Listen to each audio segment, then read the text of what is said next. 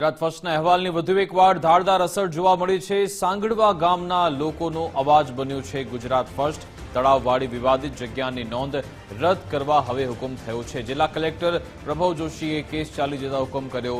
ગામના લોકો છેલ્લા ઘણા સમયથી લડત ચલાવી રહ્યા હતા। અસામાજિક તત્વોએ સાંગડવા ગામના તળાવ પર દબાણ કર્યું હતું। ગુજરાત ફર્સ્ટે આ અંગે અહેવાલ દર્શાવ્યો હતો। ચીફડા ગામની જમીન ખરીદી કરનારે તળાવમાં જમીન બેસાડી હતી। ગુજરાત ફર્સ્ટે જે દસ્તાવેજ બતાવ્યા તેમાં ગોલમાલ થઈ હોવાનું સ્પષ્ટ જણાયું।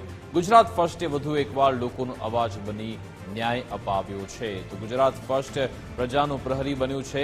રાજકોટનું આ ગામ કે જ્યાં કેટલાક અસામાજિક તત્વોએ દબાણ કર્યું હતું, આ અંગે ગુજરાત ફર્સ્ટે અહેવાલ દર્શાવ્યો અને હવે ઇમ્પેક્ટ જોવા મળી છે। આ અંગે જાણકારી આપશે સંવાદદાતા રહીમ લાખાણી ફોન લાઈન પર જોડાઈ ગયા છે। જી રહીમ।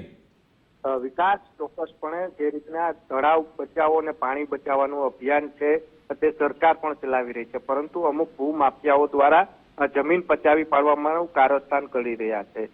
મૂળ ચીપડા ગામની જમીન છે કે સાથણીમાં મળી હતી અને 2005માં જે સ્થળ દર્શાવવામાં આવ્યું હતું ને 2023માં આખું સ્થળ છે તે તળાવની અંદર દર્શાવી દેવામાં આવ્યું હતું ને તેમાં અનેક નીચલા જે કર્મચારીઓ છે તેની પણ સાંઠગાંઠ હતી।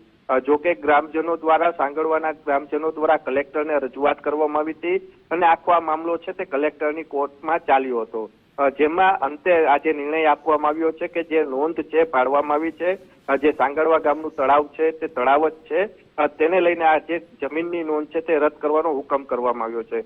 કારણ કે દસ્તાવેજમાં જે રીતના પ્રથમ 2005ની અંદર જે દસ્તાવેજ બતાવવામાં આવ્યું હતું તેમાં જે જગ્યાનું લોકેશન છે તે આખું અલગ છે, પરંતુ 2023ની અંદર જે જગ્યા દર્શાવવામાં આવી છે તે પણ અલગ હતું। તેને લઈને આખો આ નિર્ણય લેવામાં આવ્યો છે। એટલે કહી શકાય કે વધુ એક વખત ગુજરાત ફર્સ્ટ છે તે લોકોનો અવાજ બન્યું હતું।